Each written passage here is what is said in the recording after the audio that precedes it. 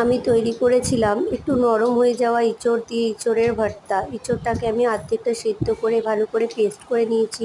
কড়াইতে আমি কালো জিরে আর জিরে ফোড়ন দিয়ে তাতে এঁচোড়টা ঢেলে দিয়ে তার উপরে শুকনো লঙ্কা, হলুদ, একটু নুন, একটু মিষ্টি সমস্ত কিছু দিয়ে এ আর একটু স্বাদ মতো আপনার মিষ্টি দিয়ে আমি তৈরি করেছিলাম ইঁচড়ের ভর্তা।